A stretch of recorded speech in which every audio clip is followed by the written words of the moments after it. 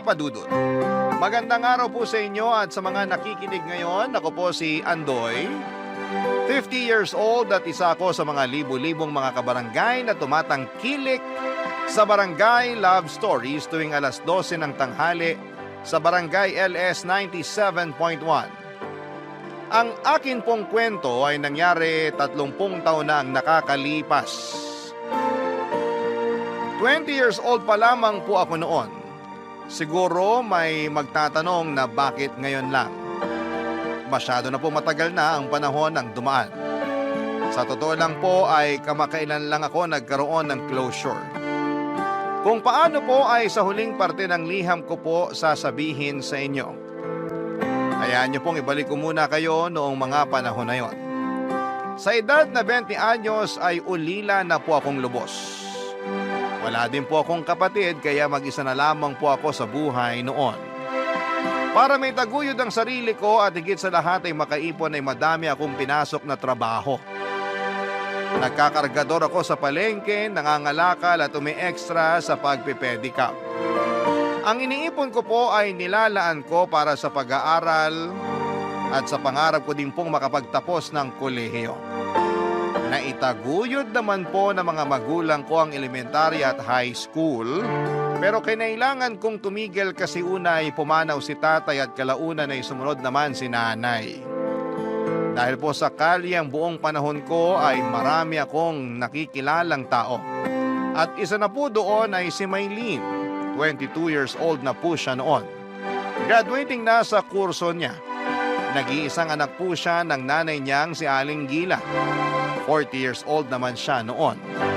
May kasungitan po si Aling Gila, hindi naman po sa namimintas ako. Pero mata pobre po siya.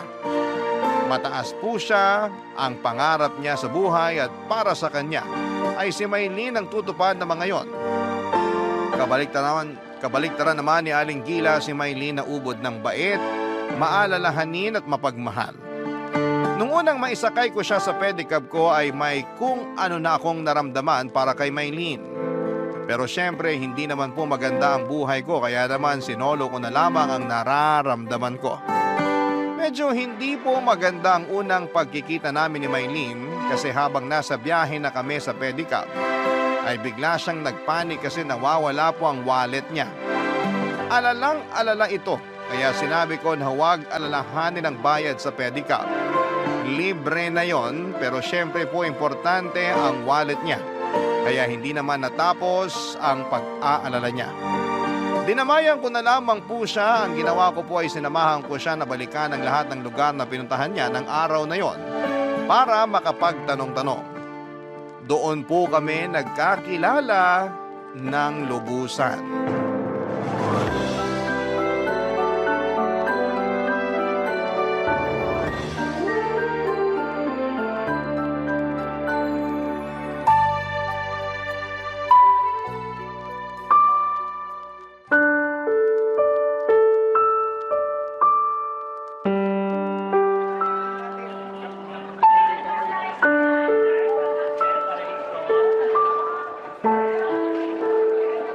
Miss, andito ako! Kumusta? Nakita daw ba nila yung wallet mo? Hindi eh. Tara, puntahan pa natin yung ibang lugar na napuntahan mo. Ito na yung huling lugar na napuntahan ko. Saan kaya nahulog yun? Mahalaga pa naman yung mga nandun, mga IDs ko. Nandun din yung mga resibo sa mga nabayaran ko sa school para i-present sa registrar. Oo, minahon ka. Pasensya na ha. Wala akong panyo na maipapahiram sa'yo. Okay lang. Hindi ko alam kung anong sasabihin sa'yo eh. Wala ka namang kasalanan eh. Wala na rin siguro ang wallet ko. Oh, huwag ka mawalan ng pag-asa. Maniwala ka na mahahanap din yun. Pero wala sa mga lugar na napuntahan ko. Hayaan mo, magtatanong-tanong pa din ako. Hindi ako titigil hanggat hindi ko nakikita ang wallet mo. Salamat. Pero hindi mo naman kailangang gawin yan. Ayos lang yun. Total yung mga lugar na napuntahan mo, nalilibot ko palagi dahil nagkakargador din ako dito sa palengke. Kaya makakapagtanong-tanong ako. Salamat. Walang anuman yun, miss. Ay, sorry. Saan? Kanina pa tayo magkasama. Hindi ko pa pala nasasabi ang pangalan ko. Nako, naiintindihan ko. Kanina kasi nag-aalala ka eh. Oo nga eh. Pero ako si Maylene. Ako si Andoy. Andoy ang totoo mong pangalan? Nickname lang, alias. Alejandro ang tunay kong pangalan. Maganda naman ang Alejandro ah. Pangit ba ang Andoy? Hindi. Ang ibig kong sabihin, maganda ang pangalang Alejandro pero cute din naman yung Andoy. Parang ako? Ha? Uy, natatawa ka. Ikaw naman kasi, hindi ko inaasahan yung joke mo. Kasi kanina ka pa malungkot. Alam ko naman na importante yung nawawala. Pero sana mag-relax ka lang. Oo nga. Habang wala ka pa kanina, bumili ako nitong tinapay at soft drinks. Bakit? Ha? Bakit? Ibig kong sabihin, bakit bumili ka pa? Nalugi ka na nga ngayong araw kasi yung oras ng pasada mo. Sinamahan mo lang ako at ayaw mo pa magpabayad. Nako, wala yon. Basta may nangangailangan, dapat tulungan. Salamat. Paano tong tinapay at soft drinks? Nakakahiya na sa'yo. Sa'yo na lang yan. 2 binili ko. Tig-isa sana tayo. Ganun ba? Ayaw mo ba? Akin na nga, nakakahiya naman. Nag-abala ka pa. Sabi ko nga ayos lang eh. Tara, kain na tayo. Maupo ka dito sa loob ng pedicab. Sige na nga. Nag-aaral ka pala? Mukha bang hindi? Ha? Hindi. Joke lang. Ako kasi hindi nag-aaral eh. Sorry, wala akong ibig sabihin. Joke lang. Ay, ikaw talaga? Saan ka nag-aaral? Hindi nga ako nag-aaral. Joke ba yan o totoo? Totoo. Bakit ka natatawa? Na-counter joke kasi kita eh. Eh wala ka namang joke eh. Seryoso yung sinasabi mo. Ha? Oo nga. Kakainis ka. Aalis na ako. Uy, ito naman hindi na mabiro. Pinagagaan ko lang ang mga sitwasyon.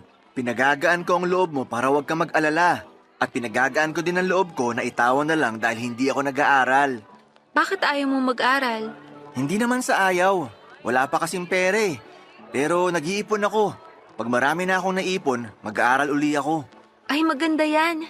Siyempre, para pag nagkaasawa ako at nagkaanak, mabubuhay ko sila. May girlfriend ka na?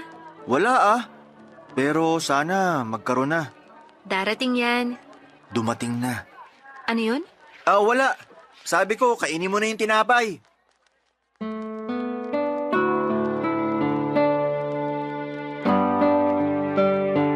Papadudot, napakasaya noong araw na yon. Sa totoo lang, noon lang ako sumaya ng ganon. At si Maylene ang dahilan. Mahaba pa ang naging kwentuhan namin kasi umikot pa kami para magtanong-tanong tungkol sa wallet niya. Kahit na wala kong kinita ng araw na yon ay iba pa din ang pakiramdam. Napakasaya ko talaga na nakilala ko si Maylene. Nalaman ko pa kung saan siya nakatira kasi hinatid ko siya sa mismong bahay nila. Pero pagkababa ko kay Maylene sa tapat ng bahay nila ay saka ako dinagukan ng katotohanan na hindi magiging kami. Malabong magkagusto sa akin si Maylene sa estado ng buhay ko. Kahit na ganoon ay naramdaman ko ay ginawa ko pa ding inspirasyon si Maylene para magsipag palalo. Kung doble ang sipag ko noon ay triniple ko pa para mahabol ko ang estado ng buhay nila. Madalas kaming nagkakasalubong ni Maylene sa mga lugar na pinupuntahan niya. Hindi dahil sa gawa ng pagkakataon kundi inalam ko talaga kung saan siya nagpupunta at ang schedule niya. Naging stalker ako sa mabuting paraan, Papa Dudut. Kasi gusto ko lang naman na safe si Maylene sa pagpasok at pag-uwi sa kanila. Nakikita ko din naman na hindi naiilang si Maylene sa mga pagkakataon na nagkikita kami.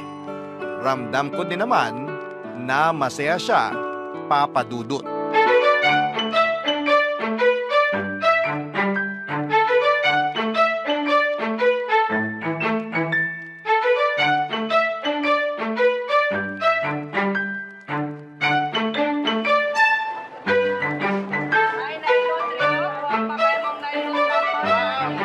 Kain ka lang ha. Ikaw talaga? Baka wala ka nang naiipon, kakalibre mo sa akin ha. Ikaw naman. Pangatlong beses ko palang napanlilibre to sa'yo. 4. Kasama yung tinapay at soft drinks nung una tayong magkakilala. Ay oo nga, 4 pala. O, kita mo na? Ang daming beses na. Maylene naman, ginatang bilo-bilo lang yan. Hindi naman mauubos ang kita ko dyan. Nung isang beses, spaghetti ang kinain natin. 5 piso lang naman ang nadagdag sa presyo ng ginatang bilo-bilo. Kaya hindi malaking halaga yun. Kahit na, iniisip lang naman kita. Talaga? Anong talaga? Iniisip mo ako? Oo. Teka, ikaw, pilyo ka ha? Ayos lang yon. Kasi iniisip din naman kita. Iniisip mo ko? Oo naman. Bakit? Ha? Wala lang. Anong wala lang? Pwede ba yun? Kasi nga mahal kita. Ha? Ha? Ang ibig kong sabihin, kasi baka, kasi, Ano? Maylin, huwag ka magalit. Sorry. Sorry talaga. Saan naman?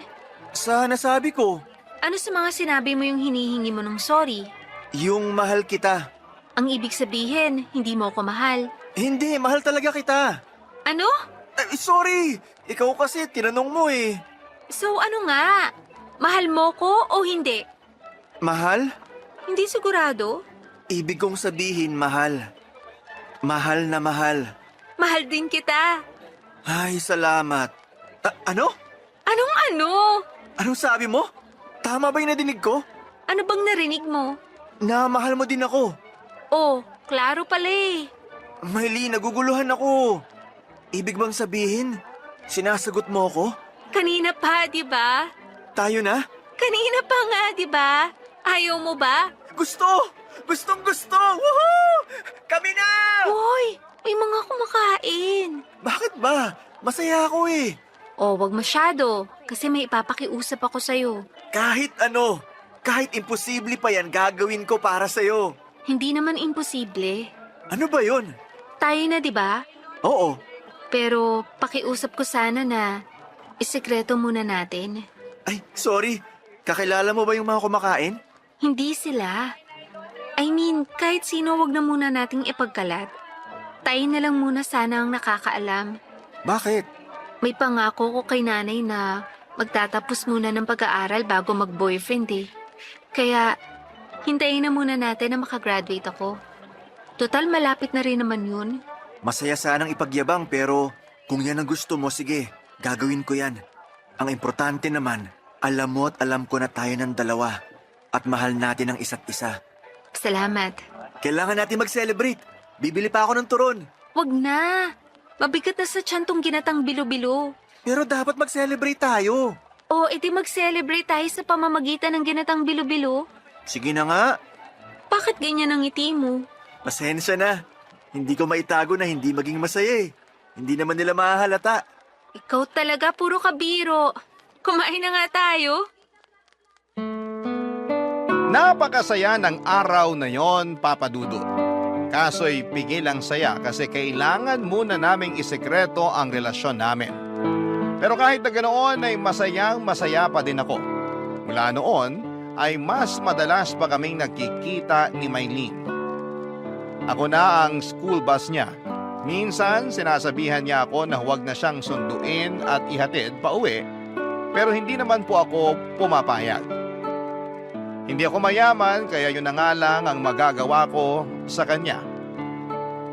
Kaya pinakiusap ko kay Maylin na pagbigyan na lamang ako. Wala din naman siyang magawa bukod sa makulit ako ay mahal niya din naman ako. Kahit na ang dami ko pang pinapasok na racket para mas madaming maipon ay hindi nawawala sa schedule ko ang pagsundo at paghahatid kay Maylin. Hanggang sa dumating ang araw ng graduation niya. Nandun po ako pero hindi ako makalapit sa kanya dahil kasama niya ang nanay niya. Pero sobrang proud po ako sa pagtatapos ni Maylin. Saka sabi ko sa sarili ko na tiis-tiis lang dahil graduate na si Maylin, pwede na niya akong ipakilala sa nanay niya at ipaalam sa mundo na may relasyon kaming dalawa. Pero mali pala ang iniisip ko kasi sinabihan pala si Maylin ng nanay niya na hindi daw porket graduate na siya ay pwede na siyang makipagrelasyon. Kaya yun din kaagad ang naging topic namin noong nagkita kami noong gabi ng graduation niya. Nakiusap siya na ipagpatuloy pa namin ang paglilihim. Kung natiis ko ng matagal-tagal, ano ba naman yung konting tiis pa, Papa Dudut?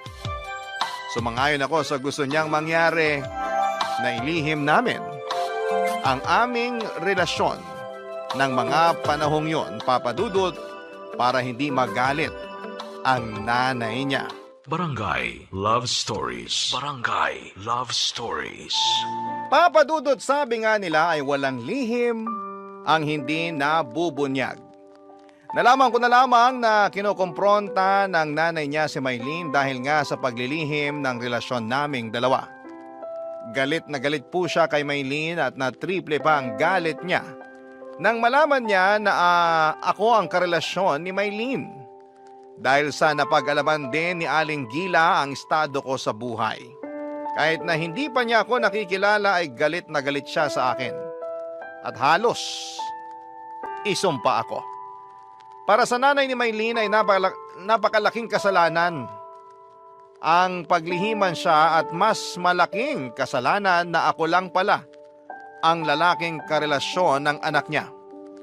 Papa Dudut, hindi nga ako kilala ng nanay ni Maylene pero inalam niya ng pilit ang background ko. At nang makilala ako ay iniskandalo ako ng ilang beses. Mga masasakit na salita at pangmamaliit ang nadidinig ko mula sa kanya. Hindi ko na lamang po pinansin. Hindi po ako sumasagot man lang. Tahimik ako pero hindi ako napanghinaan para ipagpatuloy ang relasyon namin ni Maylene. Alam ko din po na totoong mahal ako ni Maylene, kaya sapat na dahilan na po yun para ipaglaban ang pag-ibig namin. Ang mga nakakarinig sa pangmamaliit sa akin ng nanay ni Maylene, imbes na husgahan ako ay mas nagagalit sila sa mga pangit na sinasabi ni Aling Gila. Kahit ganoon ay tuloy pa din ang relasyon namin ng anak niya. Para kaming mga pugante na nagtatago at hindi pwedeng mahuli. Hindi ko alam na sobra na pala ang dinadala ni Maylene sa damdamin niya dahil sa ginagawa sa akin ng nanay niya, kaya gugulatin niya kami sa isang balita.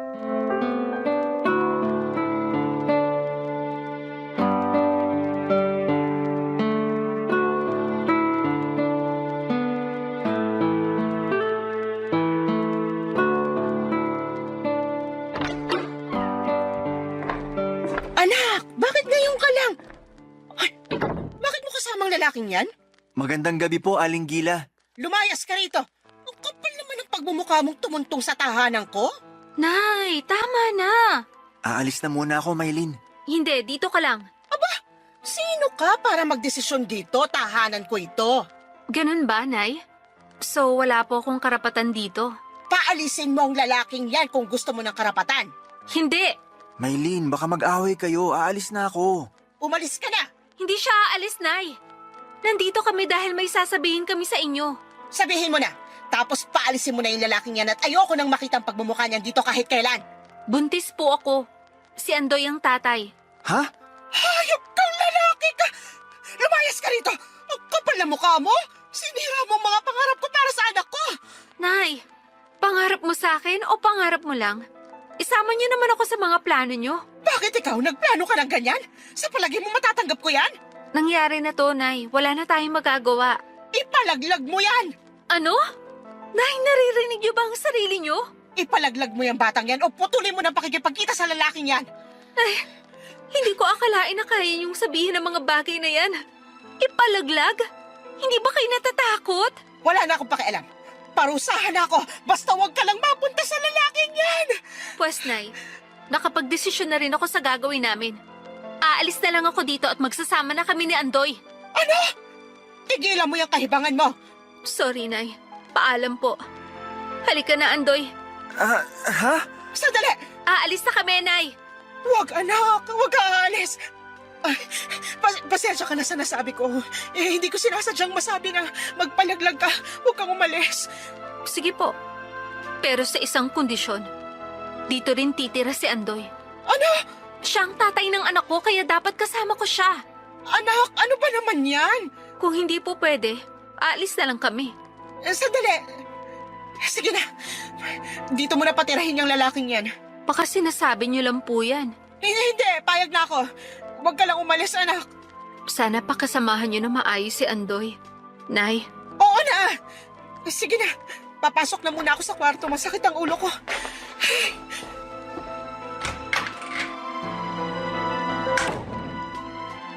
Hoy, bakit ka tulala? Hayaan mo na si nanay.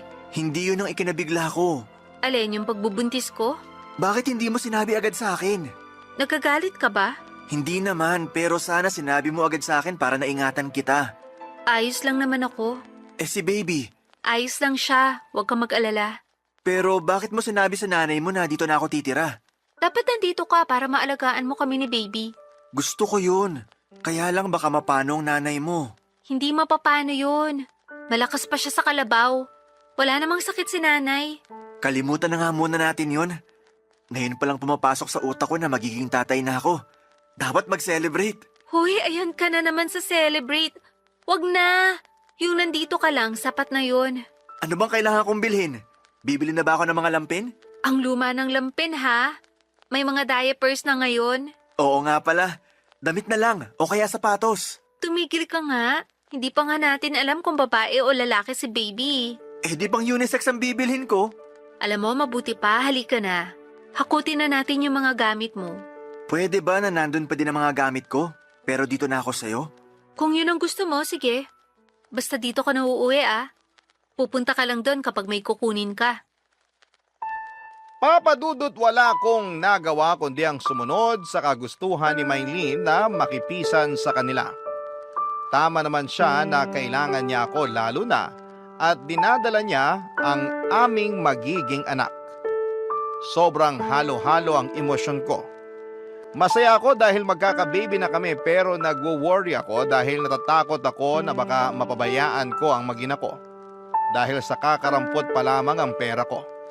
Kailangang makaipon sa pangangalaga kay Maylene habang nagbubuntis.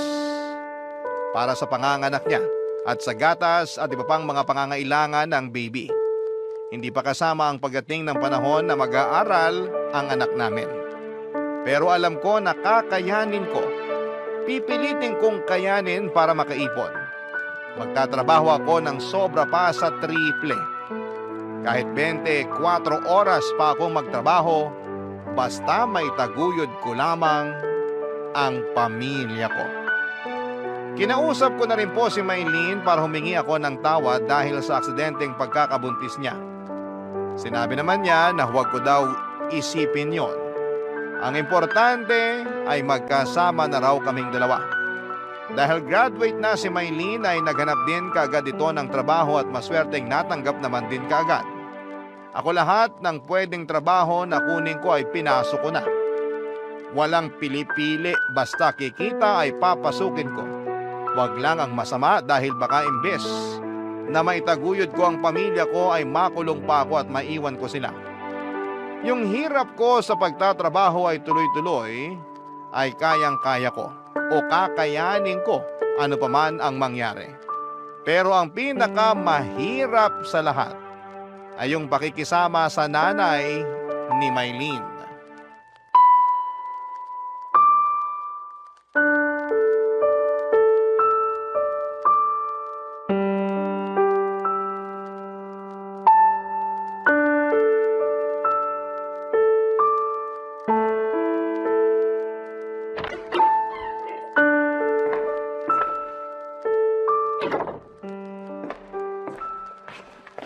Naku, nandito na palang senyorito. Magandang tanghali po, Nay Gila. Hoy, ang kapal mo! Huwag mo akong tawaging nanay. Pasensya na po. Bakit ka nandito? Dapat nagtatrabaho ka. Hindi ka na nahiya? Ang anak ko pang bumubuhay sa'yo. Gusto ko po magbigay ng pera, pero sabi ni Maylene itago ko na lang daw sa bangko para sa pangangailangan sa hinaharap. Umuo ka naman kaagad. Siyempre sinasabi ng anak ko yon kasi hampas lupa ka. Hindi naman po. Anong hindi? Kung hindi ka hampas lupa, ano ka? Excuse po muna. Anong excuse? Nag-i-Ingles ka pa, wala ka namang pinag-aralan. Nakatapos naman po ako ng high school. Ay, ipagyayabang mo yan. Hindi pa din maitatago na bobo ka. Papasok na po muna ako sa kwarto. At bakit? Magpapahinga lang po ako. Kapal! Magpapahinga habang yung anak ko nagpapakahirap. Masakit lang po ang ulo ko. Nagdadahilan ka pa para sa pagkabatugan mo. Hoy, Pumayag ako na dito ka tumira pero hindi ibig sabihin na tanggap kita at lalong hindi ibig sabihin na magpakasenyorito ka rito. Ihihiga ko lang po sandali. Maglinis ka nitong bahay. Dito ka nakatira, hindi ka man lang tumulong. Ano ako dito, katulong mo? Sige po, lilinisin ko po mamaya. Ngayon na! Masakit lang po ang ulo ko. Wala ka talagang pakinabang. Palibhasa, walang pinag-aralan. Ano po bang lilinisin? Sira ulo ka pala eh. Alam nga namang isang parte lang nitong bahay ang linisin mo. Linisin mong buong bahay. Opo, Ano pang hinihintay mo? Ayan ang walis. Ayan ang basahan. Kilos. opo. Huwag mong madaliin! Wala ka talagang utak na bobo ka. Aling Gila, hindi po ako bobo. Bobo ka. Sobra naman po yata yung sinasabi nyo. O ano ngayon? Lalabang ka? Porke wala ang anak ko, sasaktan mo ko? Hindi naman po. Sasaktan mo ko? Aray! Huwag! Maawa ka! Ano ba nangyayari sa inyo? Wala pa akong ginagawa. Aray! Tulungan niyo ako! Sinasaktan ako ni Andoy! Tumigil po kayo. Tingnan natin kung sinong paniniwalaan ng mga taga rito. Ako o ikaw na pabigat? Huwag nyo naman pong gawin sa akin to. Anong wag? Makukulong ka. Subukan nyo, Nay. Anak! Mabuti dumating ka. Sinasaktan ako ng lalaking yan. Hindi totoo yan, Maylin. Ako pa ngayon ang ginagawa mong sinungaling? Nay, kanina pa ako nakasilip sa pinto. Kitang-kita ko at dinig ang lahat ng nangyari.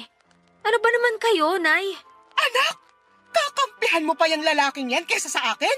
Ipapakulong ko yan. Sige, Nay. Kung yan ang gusto nyo. Maylin, wala akong ginagawa. Alam ko. Kaya nga hintayin natin ang mga pulis at ako na magwi-witness. Anak, ano ka ba? Ako na nga sinaktan dito. Mapapatunayan niyo po ba? Sapat ng salita ko. Sige, Nay. Kung mas gusto niyo maiskandalo pa ang pamilya natin. Anak, ano ba nangyayari sa'yo? Maylin, para matapos na to, babalik na lang ako sa bahay. Araw-araw na lang akong dadalaw para kumustahin ka. Ako pa din naman na nagsusundo at naghahatid sa'yo. Mabuti pa nga. Salamat naman. Sandali. Kukunin ko lang ang mga gamit ko para doon na tayo sa bahay mo. Ano? Anak, huwag ka sumama. Hayaan mo na siya. Ewan ko na sa inyo, Nay. Ayoko magalit sa inyo kaya kami na lang ang aalis. Huwag ka nang umalis, anak. Please. Hindi ako aalis. Pero mangako kayo na ito na ang huling beses na pagsasalitaan at pag-iisipan nyo na masama si Andoy. Mangako kayo at gawin nyo. Oo, anak. Papadudot natapos na naman ang araw na yon at muling nangako si Aling Gila. Tahimik kami ng ilang araw, walang panunumbat, walang parinig. Akala ko ay ayos na ang lahat pero may mas malaking pasabog pala si Aling Gila. Pinagplanuhan niya ang isang bagay na ikakasira ko para tuluyan akong itakwil ni Maylin. Ang naging plano niya ay kinausap ang isa sa mga kakilala ko at kinontsaba na yayain akong uminom at lasingin. Pagkatapos noon ay may papupuntahin silang babae na inupahan para magpanggap na karelasyon ko. Siyempre hindi lang yon, planado na rin na darating si Aling Gila kasama si Maylin para mahuli kami ng inupahang babae na nakakandong sa akin kahit na wala na akong malay. Nakakatawa nga na may gagawa pala talaga ng ganon. Yung tipong ginagawa ng mga kontrabidang nanay sa mga pelikula. Pero siyempre, huli na noong nalaman ko kasi nagtagumpay si Aling Gila. Malay ko ba naman kasi na tatablahin ako ng kakilala ko at ipapain ako ng ganon. Kaya huling-huli ako ni Maylin, papadudot, na may kalampungan na babae na wala akong kaalam-alam. Siyempre, gaya ng inaasahan ay galit na galit si Maylin. Mag-iiskandalo at aawayin ang inupahang babae. Barangay Love Stories. Barangay Love Stories. Papadudot matapos mag-iskandalo ni Maylin ay umalis ito nang hindi man lang sinundan ni Aling Gila. Nagpaiwan siya para makausap ang mga kakonsyaba. Inabutan niya ng pera ang kakilala ko pati ang babaeng inupahan niya. Nang hingi pa ng dagdag ang babae dahil wala naman daw sa usapan na masasampal siya ni Maylin. Ayaw sana magbigay ni Aling Gila pero nanakot ng babae na aaminin kay Maylin Ang lahat kapag hindi siya nabigyan ng dagdag. Inisman ay walang nagawa si Aling Gila kundi ang magdagdag ng bayad. Matapos ang usapan nila ay umalis na rin kaagad ang tatlo. Para akong tanga. Dahil kinaumagahan ay nagising ako sa tapat nung tindahan na pinag-inuman namin. Iniwan na lamang nila ako doon na parang basura. Masakit ang ulo ko na umuwi sa bahay nila Maylin. Wala akong alam-alam sa nangyari ng gabing yon.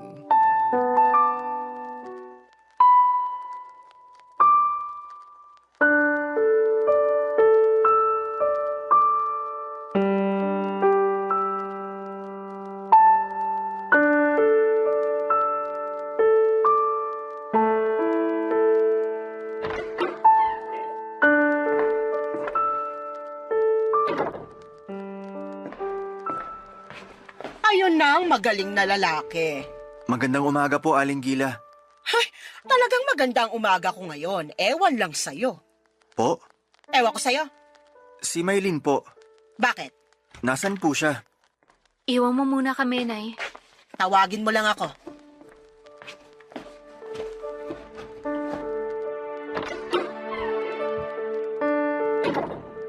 Good morning, Maylin.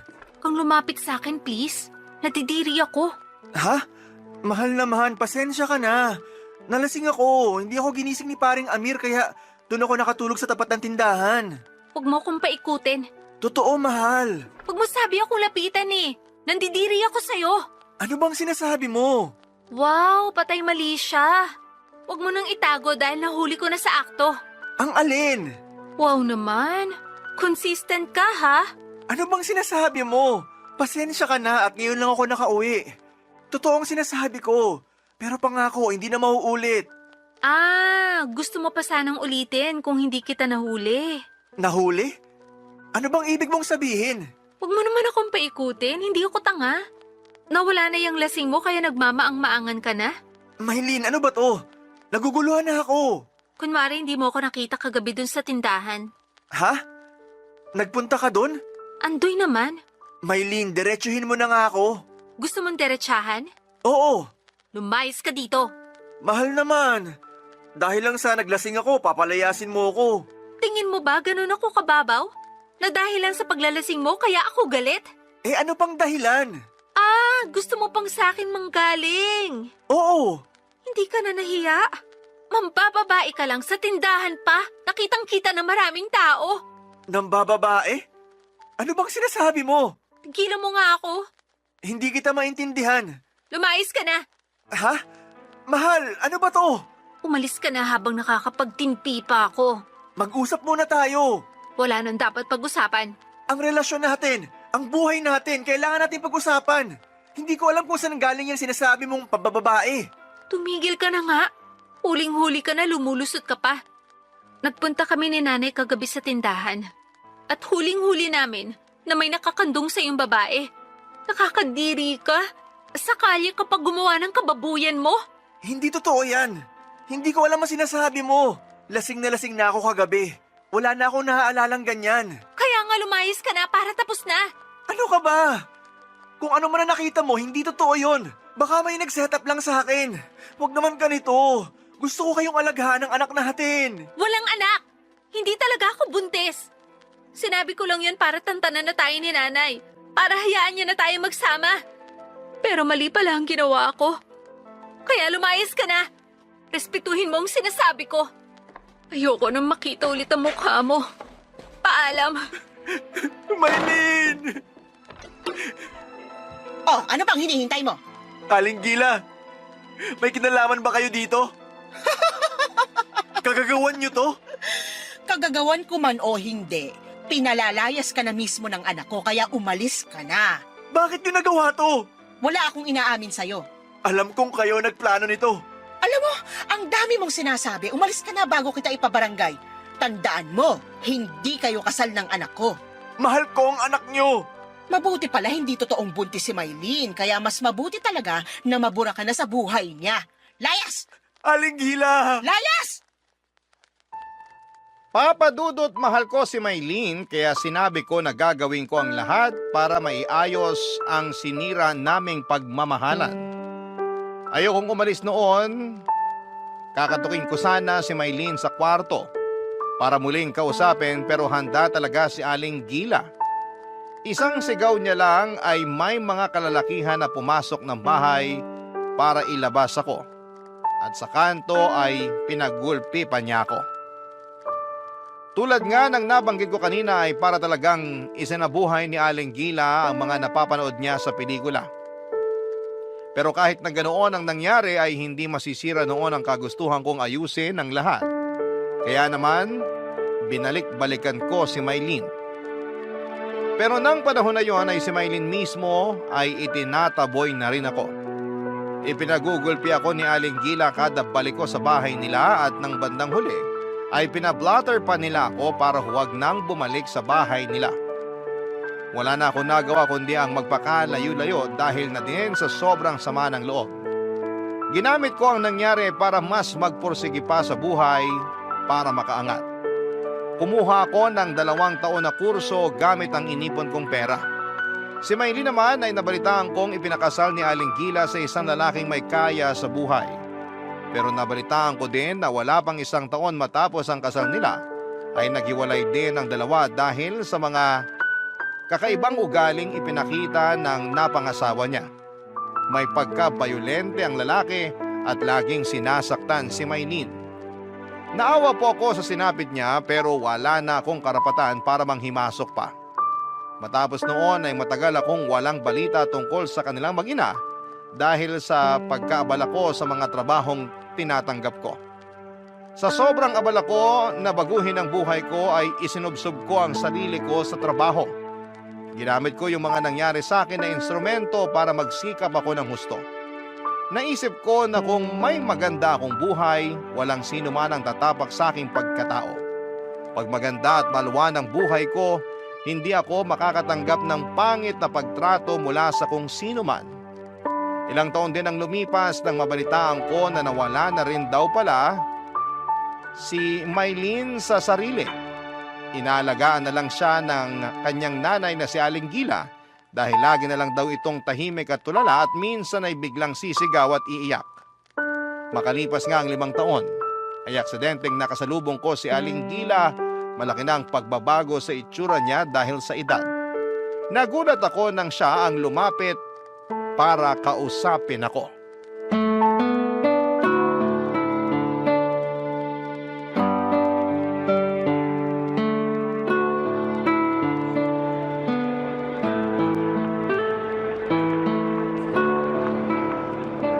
Andoy, Aling Gila, kayo ba yan?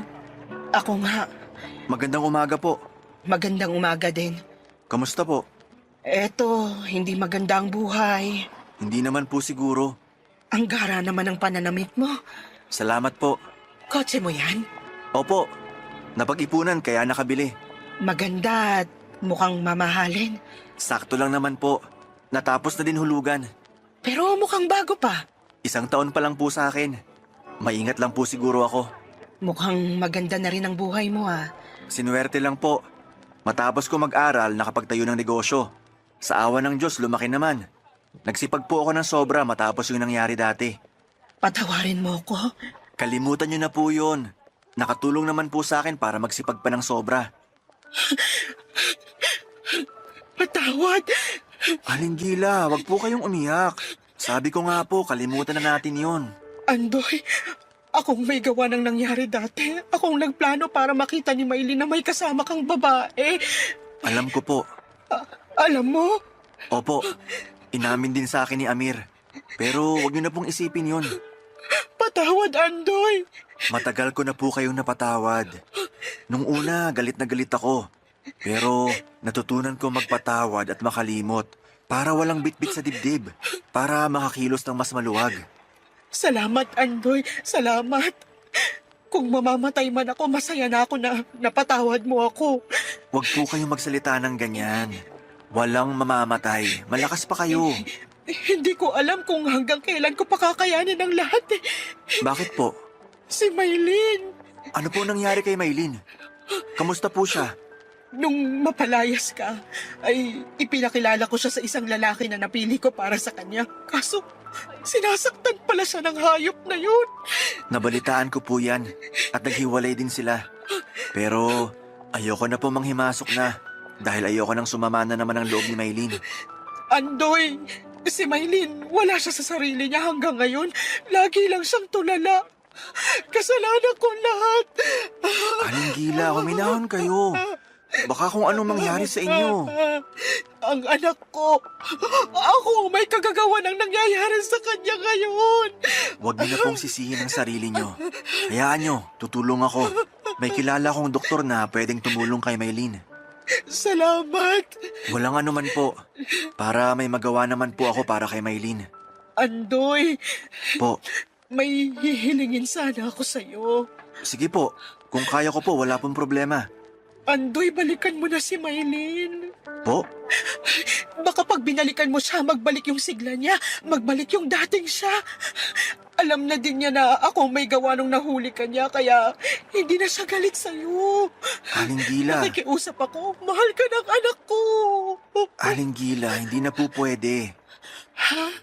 May asawa na po ako ngayon at may 3 anak na. Yun pong doktor na sinasabi ko na tutulong kay Maylin ay yung asawa ko po. Huwag po kayong umiyak. Hindi ko po pababayaan si Maylin. Andoy, patawarin mo ako. Aling Gila, tama na po. Papa Dudut, napaluhod si Aling Gila sa narinig niya. Ramdam ko ang kanyang pagsisisi. Ramdam ko na inaako niya lahat ng pagkakamali kaya nagkaganon si Maylin. Itinayo ko siya at sinabing huwag na silang magsisihan at higit sa lahat ay huwag na niyang sisihin ang sarili niya sa mga nangyari. Ang kailangan niya ay lakasan na lamang ang loob at gawin ang pwede pang magawa para maiayos ang lahat.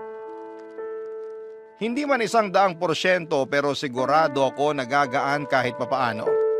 Binigyan ko siya ng kaunting halaga para sa panggastos nila at sinabing dadalaw kami ng asawa ko sa kanila para matignan ang kalagayan ni Maylin.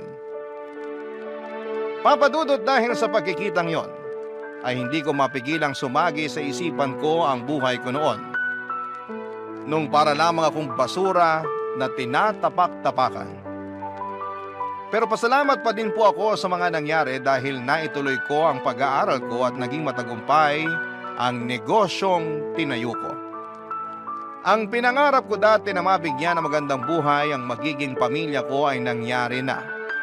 Maayos ang mga anak ko at siniguro kong nakaantabay na ang lahat ng kailangan para makatapos sila ng pag-aaral.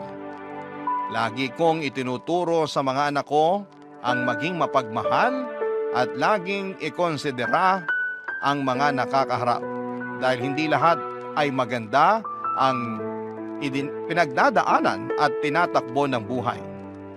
Mahalaga na maiparamdaman lang natin sa kanila na kabilang at may silbi pa rin sila sa lipunan at hindi basta-basta lamang. Matapos matignan ng asawa ko si Maylin ay nabigyan niya ito ng gamot. Yung mga sumunod base sa reseta ng misis ko ay ako na mismo ang bumibili para kay Maylin. Ipinapadala ko mismo sa kanila. Alam po ng asawa ko yon at alam niya din kung sino si Maylin sa buhay ko at tanggap niya yon. May mga pagkakataon na dinadalaw din si Maylin ang asawa ko para kumustahin. Pero parang si Maylin na rin daw mismo ang may gusto na hindi siya gumaling. Makalipas ang mahigit 20 taon ay binawian na rin ng buhay si Maylin. Ang pagkawala ni Maylin ay ang naging closure ko na rin. Opo, Papa Dudut, kinalimutan ko na po ang mga nangyari at nakapagpatawad na ako. Pero may naiiwan pa po talaga sa puso ko na hindi ko matanggal hanggang sa maging malaya na muli si Maylin. Yun po ang naging closure ko. Naiwan na pong mag-isa si Aling Gila kahit nangyari. Ang mga nangyari ay tinutulungan ko pa rin siya hanggang sa ngayon. Nagpapadala pa rin ako ng kaunting tulong buwan-buwan para sa gastusin niya na siyang ipinagpapasalamat naman ni Aling Gila. Malaking tulong po sa akin na maibahagi ang kwentong ito habang sinusulat ko ito ay hindi ako umaasa na may tatampok ito sa programa ninyo. dahil alam kong marami ang mga nagpapadala. Ngunit pinagpapasalamat ko po kung sakasakali. Papadudot yung magkaroon lang ako ng lakas ng loob na isulat ito at mailahad ang damdamin ko ay sapat na para sa akin na tulong para sa kapayapaan ko na rin. Maraming salamat po at sa lahat ng mga kasama mong bumubuo ng Barangay Love Stories. Hindi nyo lang alam kung anong tulong ang naibibigay ninyo sa isang katulad ko na kailangan ng platform na ito na mapaglalaharan ng mga saloobin. Maraming salamat po sa pagbasa ng aking kwento at nawa ay manatiling nakatutok ang mga kapuso natin sa Barangay Love Stories. Ang inyong forever kapuso at kabarangay, Andoy. Dear Papa Dudut, hindi ko pa nasisimula ng sulat ko na ito pero nag-aagaw na ang buhos ng luha at sipon ko. Hindi ko po kasi mapigilang mag-emote habang nire-rewind sa utak ko ang lahat ng masakit na pinagdaanan ko para lamang ma-share sa inyo. Ako po si Ika, Certified Probinsyana.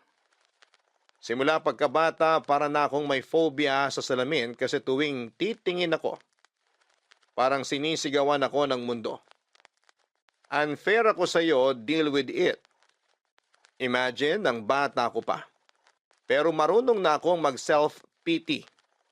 Hindi kasi ako pasok sa beauty standards tapos ay bonus pa na habi ng kalaro ko at kaklase ko ang gawing stand-up comedy material ang itsura ko. Buti na lamang nanay ko ang #1 fan ko. Lagi niyang sinasabi na anak maganda ka, sila lang ang bulag. Ang sweet, hindi ba? Pero let's face it. Alam naman nating lahat na walang pangit sa mata ng isang ina. Kaya habang nasa mundo pa ako ay tinitibayan ko ang loob ko araw-araw. Sabi ko nga anong laban ng insecurities ko kung naliligo ako araw-araw at walang amoy putok. Panalo na yan. Dahil nga sa pambubuli napaaga ang pag-develop ng superpower ko. Self-love with a touch of humor at katalinuhan. Kung hindi man ako visual sa paningin nila, di paponggahin na lang ang utak ko. Kaya papadudot consistent honor student ako. Abang ang mga bully ko hanggang doon na lang sa likod ng class picture, abang ako ay bida sa harapan. Hawak ang medalya. Eventually, nagkaroon ako ng mga kaibigan na hindi na pinapansin ang physical ko.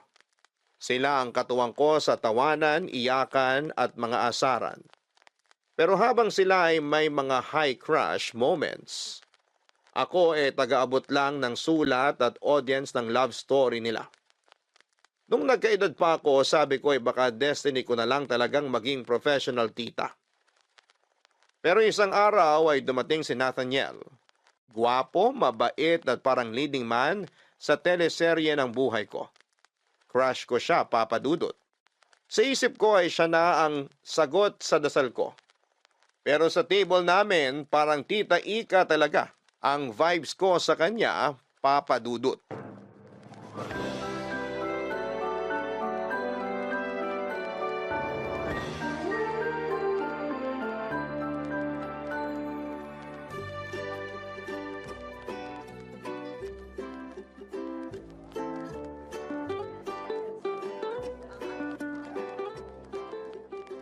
Okay lang naman ang pag-aaral mo? Ayos naman po. Kayo po. Aray, grabe ha. Sobrang sakit ng likod ko. Hala, bakit po? Mas lalo akong tatanda sa kakapo mo.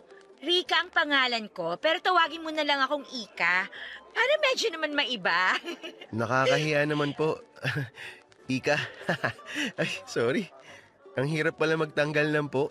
Naku, sanayan lang yan, Nathaniel. Sasanayin ko yung sarili ko, huwag kang mag-alala. Ayan, kaya mo naman pala. Sabi ko na matalino ka. Mabilis ka matuto. Ikaw talaga. Funny ka. It's more fun in the Philippines, di ba? Kaya masaya lang tayo.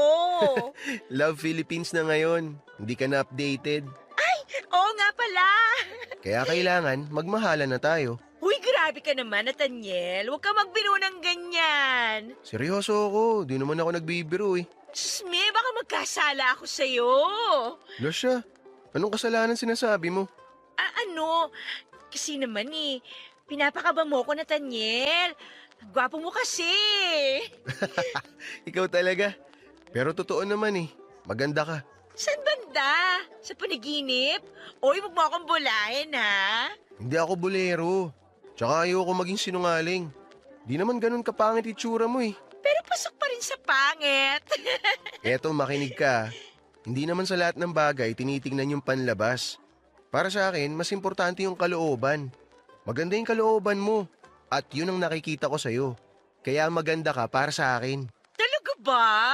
Para namang naiiyak ako sa mga sinabi mo. Sa gwapo mo na yan, nakita mo talagang kagandahan ng loob ko. Kasi ikaw yung tipo ng tao na may lalim kausap. Naku, dahil lang sa matanda na ako. Siguro nga, pero gusto ko yung personality mo. Hindi tulad ng kaedad ko na puro pa-cute. Ayoko ng ganun. Mas maganda yung tulad mo.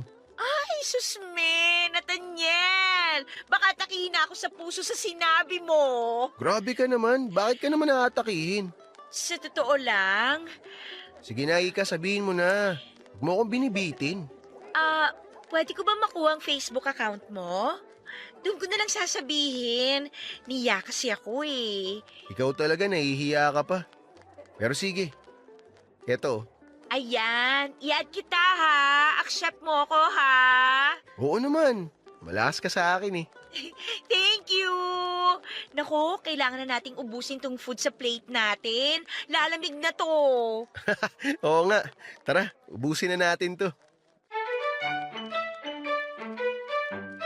Para nag-slow motion ang lahat, Papa Dudut. Yung tipong bawat segundo ay feeling ko ay nasa romantic drama ako. At si Nathaniel ang bidang leading man ko. Ang dinner na yon ay parang walang ending. Pakiramdam ko ay prinsesa ako sa harap ng prinsipe ko. Pero hindi fantasy kasi nakadilat ako buong oras. At grabe, nang inaccept niya ang friend request ko para kong sumabog sa kilig, nag-flashback bigla ang teenage years ko kahit na 30 na ako. Ang pinaka nakakakilig, yung nag-offer siya na ihatid ako pauwi. Aba, sinong tatanggi doon? Siyempre, umangkas ako sa motor na hiniram pa niya at nung humarurot kami sa kalsada ay hindi ko napigilan ang mahigpit na yakap. Kung pwede lang na ilipat ang bahay namin sa kabilang probinsya ay ginawa ko na. Pero ayon, kahit na bitaw mode ako pag uwi ay tuloy pa rin ang chat namin sa social media. Walang araw na hindi kami nagsisend ng message at kumustahan sa isa't isa.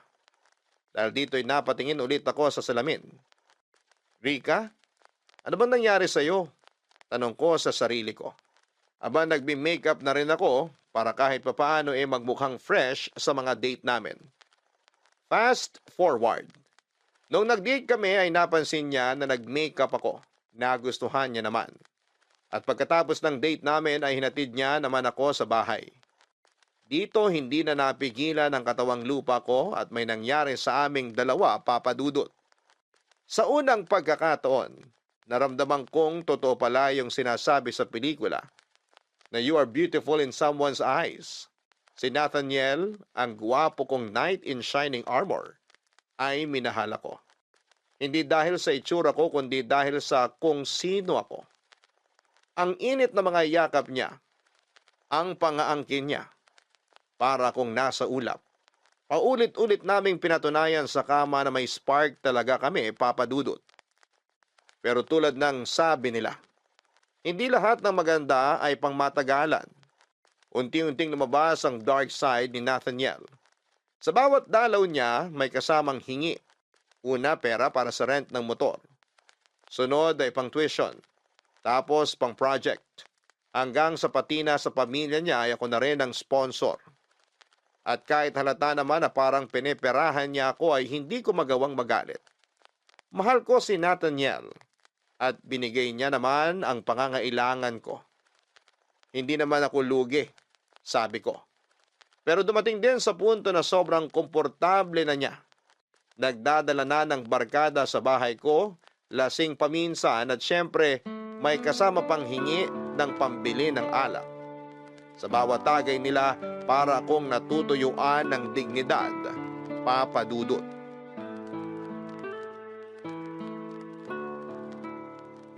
Salamat talaga sa pabanlaw mo, mahal ha. Talagang love na love mo ako. Mahal, pwede ba? Last na to. Bakit naman last na to? Ilang beses na kitang pinagbigyan, Nathaniel. Pero please, wag naman dito sa bahay ko. Mahal, alam mo namang wala akong ibang bisyo eh. Nagkakasiyahan lang naman kami. Konting inuman lang naman to. Pampalipas ng stress. Gets ko naman. Pero hindi ko kasi gusto na may iba kang dinadala dito. Gusto ko naman ng konting privacy, mahal. Mahal, hindi naman sila iba sa akin eh. Mga pinsan ko naman yung mga dinala ko dito. Kaya nga nandito kami kasi katatapos lang na exam namin. Maganda dito sa bahay mo. May libreng pa-video okay pa kami. Tapos ang ganda pa ng smart TV mo. Aircon pa dito. Pero please, last na to ha. Pero hindi ba pwedeng respetuhin mo naman yung gusto ko? Alam mo namang may trabaho ako, di ba? Magtuturo pa ako. Eh, sabi mo hindi ka naman magtuturo ngayon. Kaya nga ako nagdala ng konting saya dito eh. Gusto ko kasing magpahinga. Pero sa ganitong ingay, paano ko magagawa yun? Ay, teka sandali. Mga bro, pakihinaan nyo nga yung volume. O yan, pinahinaan ko na sa kanila. Mahal naman eh. Oo na, sige na, last na to. Di na ako magdadala dito ng mga kainuman ko. Parang lumalabas tuloy, pinagdadamutan mo ako. Hindi ako madamot. Alam mo yan. Hindi lang talaga ako sanay na may ganito sa bahay. Gusto ko lang ng tahimik, maayos na bahay. Yung ganun, ayoko rin na madalas kang umiinom. Bata ka pa eh. Hindi nakakabuti yan. Ayaw mo ba nun? Pagka ganito, mas matagal, tsaka mas masarap. O alam mo na ibig ko sabihin, mahal. Ikaw talaga? Dinadaan mo na naman sa ganyang usapan eh. Eh kasi alam ko naman na gusto mo to. Gusto mong inahalik-halikan kita. Gusto mo yung inaangking kita. Di ba? Pwede bang hinaan mo yung boses mo? Marinig nila sa sala, ano ka ba? Di nila tayo maririnig. Huwag kang mag-alala, mahal. Ang bahala sa'yo. Basta ako, hindi ako magsasawa sa'yo. Hinding-hindi. Ikaw lang gusto ko. Lagi. Totoo ba talaga yan? Totoong totoo. Ano bang tawag mo sa ginagawa ko? Sa ginagawa natin. Mahal kita kaya nandito ako sa'yo. Ang totoo nga niyan, gusto ko nga mag-live-in na tayo eh. Kaso ikaw ayaw mo pa.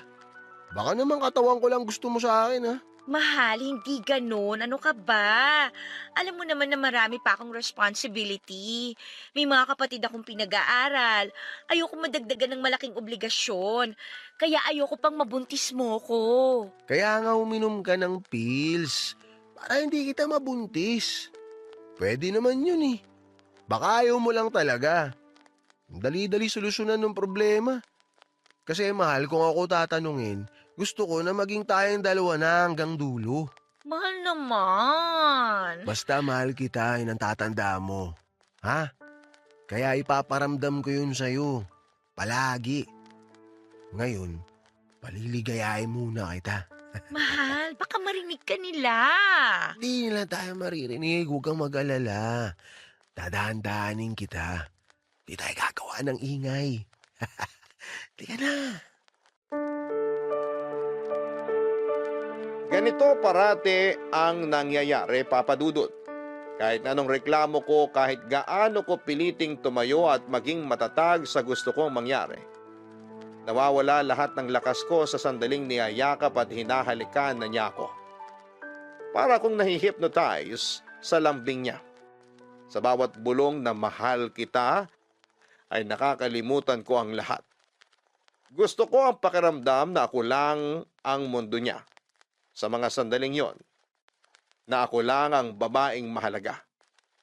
Pero ang totoo ay hindi ko siya mahindiang hindi ko kayang tanggihan ng kahit na anong hingin niya sa akin. Paulit-ulit ng ganitong cycle, Papa Dudut. Ihingi siya ng pera, maglalambing at mauuwi kami sa kama. Sa bawat kasiyahang binibigay niya, may nakatagong kapalit, pera. Ako ang bumabayad sa lahat ng pangarap niya. Ang dating nagre-rent lang ng motor, ngayon ay may sarili na siyang motor. At ako ang sumasagot ng lahat.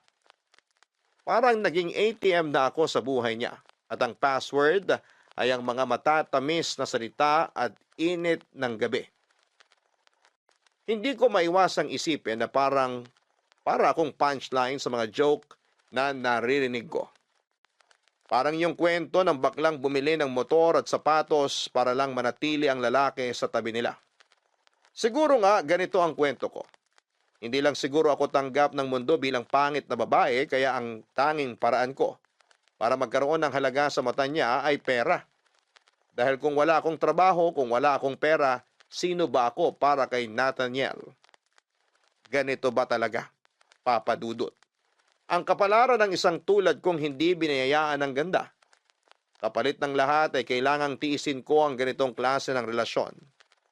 Kailangan ko bang magtiis at maging bulag basta lamang may kayakap sa malamig na gabi?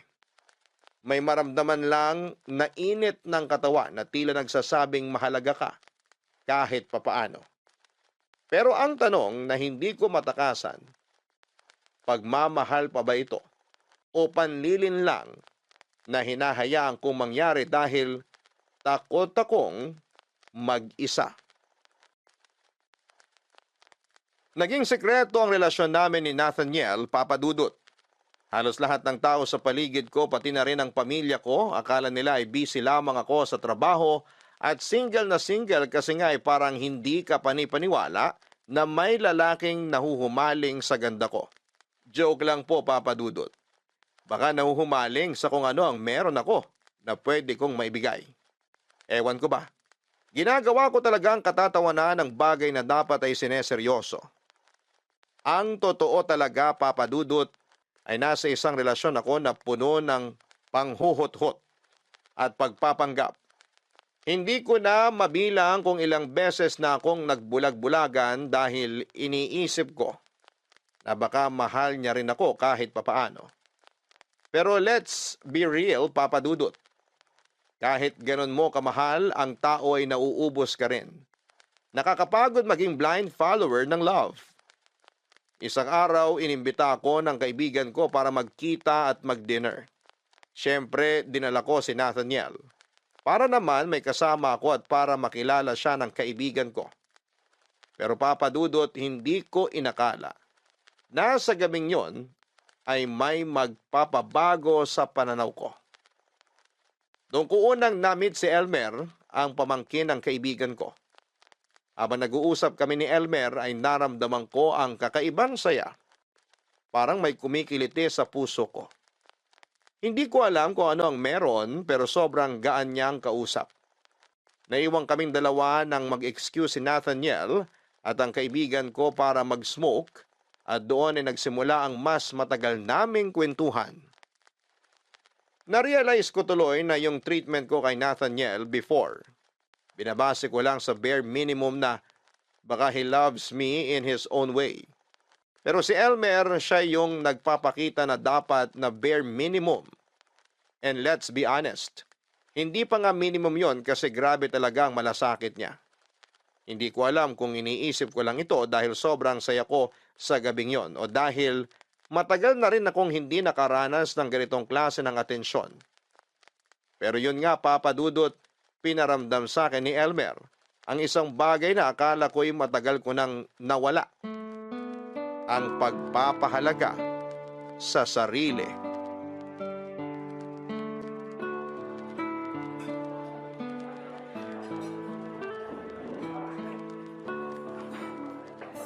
So, Elmer, ano nga ulit ang trabaho mo?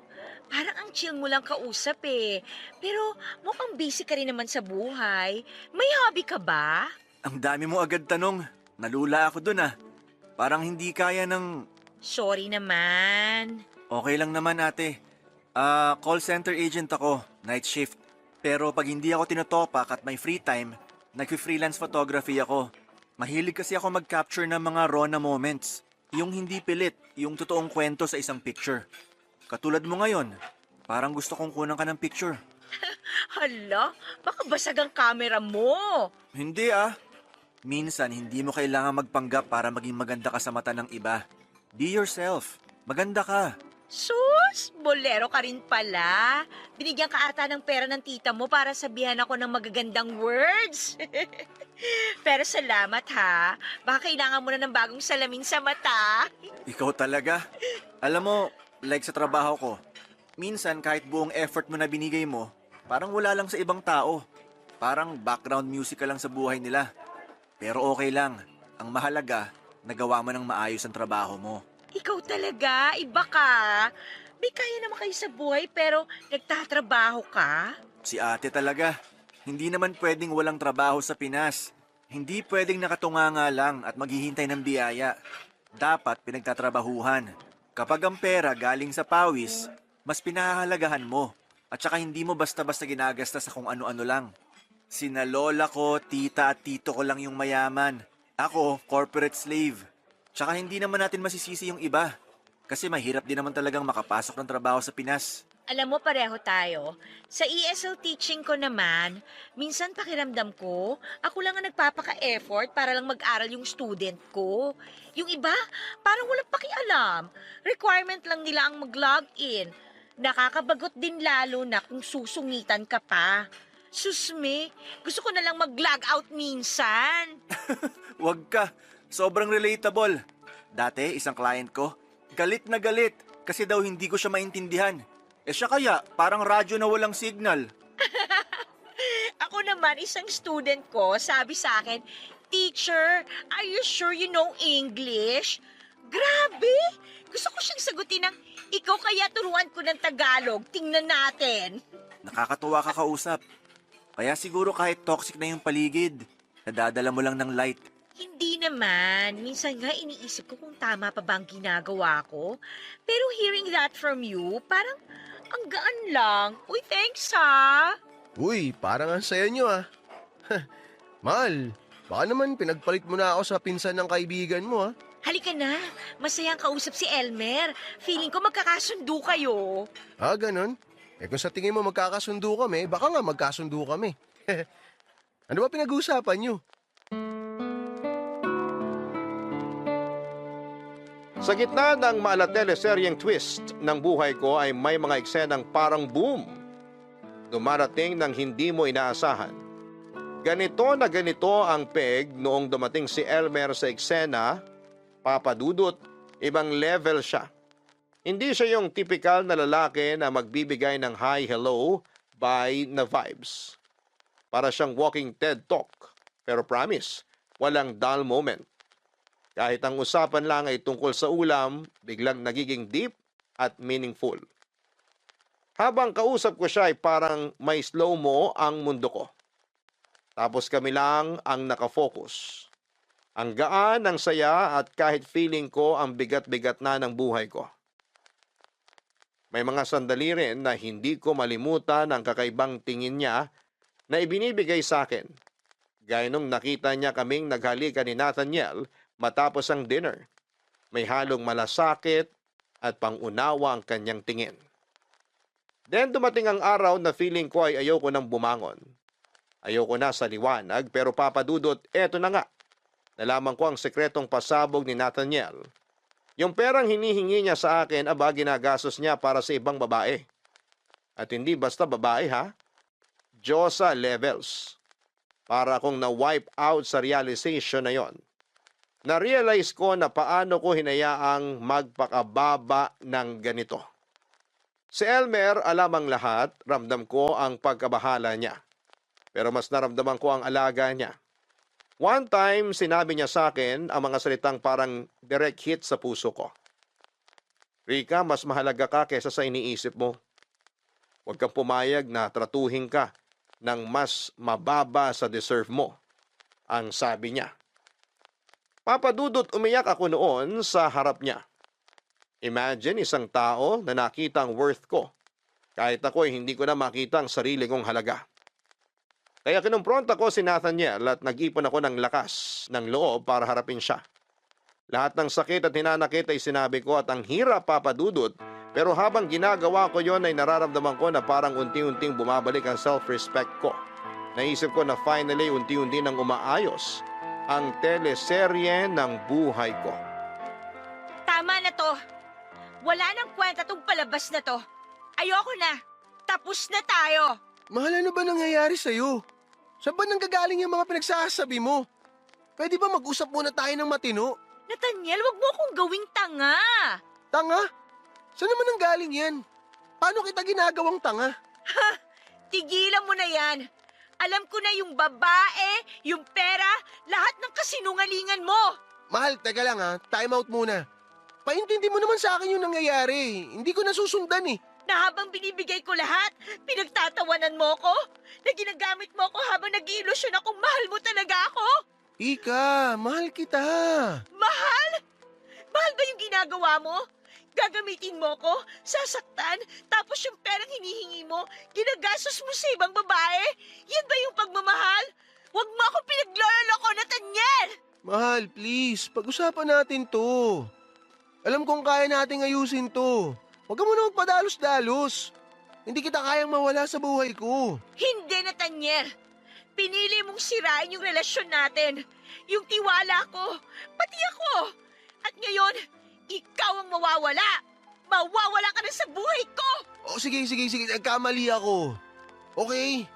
Pero babawi ako. Bigyan mo lang ako ng isang chance. Wala nang chance. Wala nang aayusin. Sa wakas, nakita ko na kung gaano kababa yung trato ko sa sarili ko dahil sa'yo. Pero tapos na yon. Deserve ko ang masigit pa. Ako ang deserve mo. Hindi mo ko kayang iwan, Ika. Alam ko yun. Hindi mo kaya. Sino may sabi? Ikaw?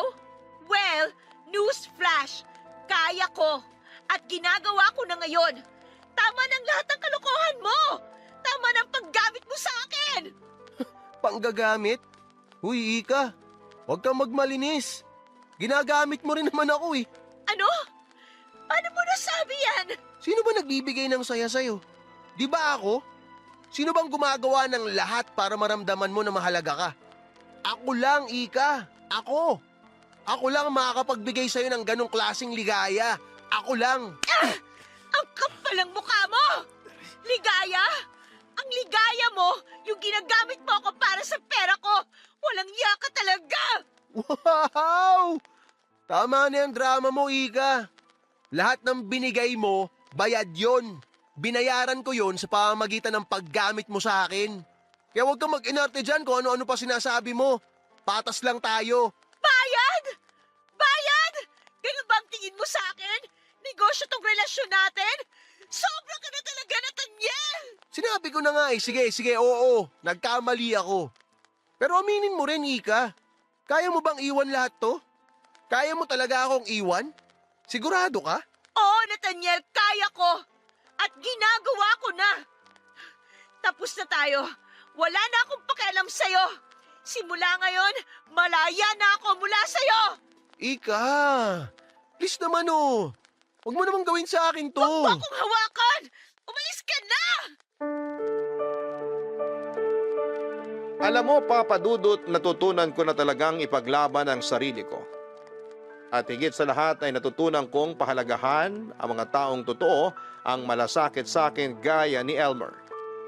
Hindi ko talaga ine-expect na siya pa ang magiging game changer sa buhay ko.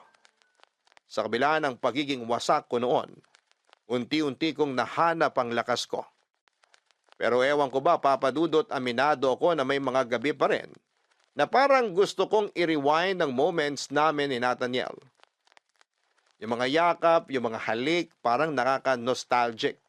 Kahit alam kong toxic siya. At kahit si Elmer na yung ultimate comfort guy ko. May times talaga na ang puso ko ay ewan ko ba, parang naglalag out. Pero grabe si Elmer, hindi sumuko kahit ang gulo-gulo ko. Parang may sayad na yata ako at may bipolar disorder. Pero slowly but surely ay pinakita ni Elmer kung ano ang pagmamahal na pure at walang kasinungalingan. Isang beses dinala niya ako sa bahay nila, Papa Dudut. Shock na shock ako kasi for the first time ay na-feel ko ang love na walang halong pain. Tapos ayun na nga, nag-confess siya. May feeling siya para sa akin. Siyempre, kinilig ako. Naging kami o hindi ba, akala ko eto na ang fairy tale ending ko. As in super saya namin, ang dami naming kwentuhan, asaran at kulitan. Sabi ko pa, Lord, eto na ba talaga? Feeling ko ay narinig ko pang sinabi ng langit na yes, Rika, eto na. Pero Papa Dudut, hindi ko inaasahan na magiging plot twist ang buhay ko. After 1 week lang ay bigla siyang nawala. Walang paramdam. Walang pasabi. Ang malala ay nag-effort pa ako na magpagawa ng cake para i-surprise siya sa birthday niya. Pero guess what?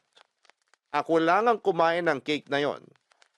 Promise, ang sakit-sakit. Literal na yon ang pinakamalungkot na cake sa buong buhay ko. Tinext ko siya non-stop pero wala talaga hanggang sa finally naka-receive ako ng text na pinaka-heartbreaking sa buong buhay ko. Stop bothering me. Nasaktan ako, Papa Dudut. Parang yung moment na nasa alapapa ko ay bigla na lang akong nahulog. Walang parachute. Diretso sa lupa. Si Elmer na akala ko ay light of my life ay biglang naging shadow na lamang. Kaya sabi ko, sige na nga, magbabagong buhay na lamang ako. Magpapaka-independent woman ako. I packed my bags at nagbagyong mag-isa. Supposedly, kami dapat ni Elmer ang pupunta sa Baguio together. Pero ayon, malamig ang Pasko ko. At hindi dahil sa weather kung hindi sa puso ko. Siyempre, nagbabaka sakali pa rin akong makita siya doon pero wala talaga. Tinanggap ko sa mga araw na yon na magiging malungkot ang bagong taon ko at magiging bitter ako sa mga paputok. Pero sa mga sandaling yon, hindi ko inaasahan na magte-text si Nathaniel. Sinabi niya na hindi siya tumigil sa pagmamahal sa akin. At ako raw ang tanging minahal niya. Humingi siya ng tawad sa mga nabitawan niyang salita noon sa akin. Dahil bugso lang daw yon ang matinding damdamin. Naramdaman ko ang pagkagulo ng puso ko, Papa Dudut. Sa panahon na yon ay napaisip ako kung dapat ko bang buksan muli ang puso ko para sa kanya. O dapat ko na bang tapusin ang lahat at magpatuloy na sa bagong simula na ako lang ang magmamahal sa sarili ko. Na forever akong single, na magiging bitter ako sa paputok ngayong bagong taon. Grabe, Papa Dudut. Binigyan ko si Nathaniel ng one last chance. Kasi nga naman, baka sakaling magbago siya, hindi ba? Pero naku, ang ending, hala hindi pa rin pala. Nahuli ko siyang may ibang babae and guess what? Ang habol lang pala niya sa akin ay ang pera ko. Pera, Papa Dudut. Imagine that. Ang sakit, promise, at parang ginawang punching bag ang puso ko. Pero alam mo, hindi ako nagpatalo. Sabi ko sa sarili ko, Ika, hindi ka basura. You deserve better. Huwag kang magpapaloko sa mga kasinungalingan. Kaya kahit ang hirap ay binitawan ko siya. Pero eto to be super honest, minsan ay naisip ko pa rin si Nathaniel. Pero hindi na dahil mahal ko siya. Alam ko na tawag lang yon ang laman, kaya kailangan ko na siyang i-let go. Tapos isang araw habang mag-isa lamang akong nagmumuni-muni, ay naisip kong i-text si Elmer. Ang tagal na naming walang update pero ewan ko ba. Parang biglang gusto ko lang ng kausap kahit friend lang. So ayun, nag-message ako at medyo kabado pa nga ako kung mag-reply siya. Pero nag-reply agad siya. Parang walang nagbago, ang witty, ang daming sense, at ang gaan ng vibe niya ang kausap. Nagkwento ko kay Elmer ng mga ganap ko, pati na rin yung mga walang kwentang mga bagay. Pero alam mo, Papa Dudut, iba siya.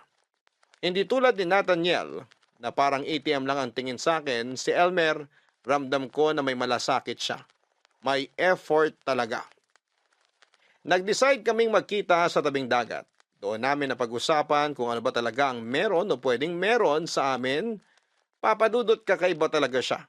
Ang saya ng simpleng moments namin. Parang may spark na hindi nawala.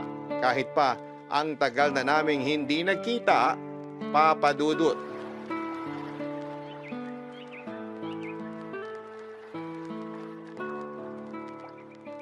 Alam mo, next week nasa Manila na ako. Doon na talaga ang bagong chapter ng life ko. Ikaw, after a month, sunod ka ha? Oo naman, susunod ako. Pero syempre, may Japan moment muna ako kasama si Lola. Kailangan ko siyang samahan eh. Wow, ang sosyal. Ang yaman niya talaga, no? Si Lola lang yon, hindi ako. Siyang mayaman. Ako pasabit lang sa biyaya. Pero kahit sabit, dugong mayaman ka pa rin. Nako, ikaw talaga. Pero ate, gusto ko mag-thank you. At gusto ko rin mag-sorry. Alam kong nasaktan talaga kita noon. Past is past, Elmer. Ang mahalaga, okay na tayo ngayon. Oo nga, pero gusto ko lang linawin. Hindi ko kinakalimutan yung mali ko. Accountability, ika nga. Kaya nga humihingi ako ng tunay na sorry sa'yo. Okay na ako. Hindi mo na kailangang ulit-ulitin. Tsaka, diba sabi nila, time heals. Tapos na yun. Ay, ikaw talaga. Walang nagbabago. Na ano? Pangit. Maloko ka talaga. Pero, seriously ate, may gusto akong linawin. Parang serious na to ha. Ano na naman yan? Totoo to ah. Mahal pa rin kita. At hindi talaga yun nagbago kahit anong mangyari. Ang sakit din sa akin nung sinabi ko noon na tigilan mo na akong i-message. Pero natakot ako. Natakot ako na baka hindi mo kayanin. Mahal mo ko pero natakot ka. Hindi ko kakayanin. Hindi kita naiintindihan. Pero ito ha, totoo rin to. Mahal din kita, Elmer. Wow, ang sarap marinig nun. So, ibig sabihin ba nito, tayo na ulit? Depende. Kung hindi ka aalis bigla after 1 week at sabihan ako ng, "Stop bothering me!" Ay, grabe ka. Sorry na. Hindi na mangyayari yon, okay? Sorry, masyado ako nadala. Kanina ka pa sorry ng sorry. Okay lang naman. Ano ka ba? Gusto ko naman eh. Pero teka, Elmer. Ano nga yung sabi mong baka hindi ko kayanin? Medyo kinakabahan ako, ha? Mukha lang akong walang sakit, pero May sakit ka? May taning ka? loko ka, hindi ganon. May mild autism ako at ADHD. Ha? Seryoso ka? Pero alam mo, hindi halata ah. Kasi nga, mental condition naman siya. Mahirap pero wala na akong magagawa. Nandito na to. Nasa sistema ko na. Alam mo, hindi lahat ng laban kailangan mag-isa. Kung kaya mo akong mahalin sa imperfections ko, kaya ko ring mahalin yung lahat sa'yo. Elmer, hindi ka pabigat. Nasasabi mo lang yan dahil hindi mo pa talaga ako nakakasama ng matagal. Nako, baka mag-ibang tingin mo sa akin. Pero gusto ko lang sabihin sa'yo na ikaw lang ang nagpapalakas sa akin. Naiintindihan ko. Lahat tayo may mga pinagdadaanan. Hindi ko naman kinakailangan maging perpekto, di ba? Kaya ko namang suportahan ka. Gusto ko rin na mas maging buo ako. Tsaka ikaw din. Siguro magiging tama yung sinasabi nila na love will conquer all. Na makakayanan natin lahat. Na makakayanan ko kung ano man yung kondisyon mo. Pag-aaralan ko kung paano ka i-handle. Sana lang di mo ako iwan kahit gaano pa kabigat ang dala ko. Gusto ko talagang magtulungan tayo.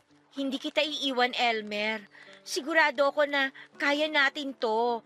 Basta magtulungan tayo, walang imposible. Salamat ate. Ay, bakit ate pa rin ang tawag mo sa akin? Huwag na yung ate! Anong gusto mo? Let me think. Dear na lang kaya? Wow, vintage vibes! Sige na nga, dear! Basta dear na tayo pagdating natin sa Manila, okay? Sige na nga, dear na!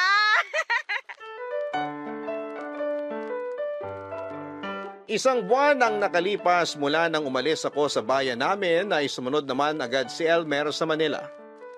E di ayon, nag-live-in na kami. Kinikilig pa rin ako kasi kasama ko siya araw-araw. Pero habang tumatagal ay napapansin ko na yung kakaibang quirks niya. May mild autism, ADHD episodes at bipolar tendencies pala siya. Sa isip ko ay carry ko to, love ko siya pinili ko to so laban lang. Pero papadudot, grabe ha. Ang mood swings ni Elmer ay parang weather sa Pilipinas. Hindi mo mahulaan. Minsan ang sweet-sweet niya, parang papi na gusto lang lambingin. Pero may days naman na parang wag mo siyang lalapitan, parang ibang tao na siya. Naguguluhan tuloy ako. Like, ano ba talaga tayo, Elmer?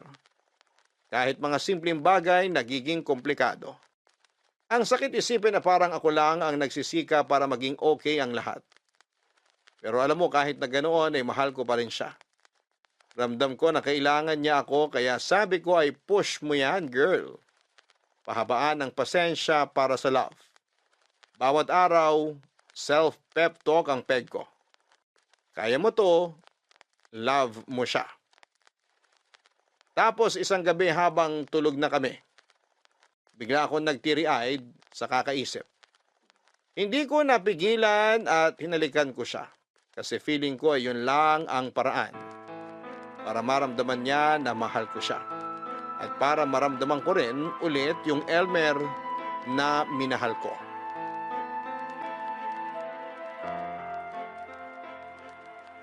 Ano ba? Anong ginagawa mo? Hinalikan lang kita. That's disgusting! Bitiwan mo ako! Hindi mo dapat ginawa yon.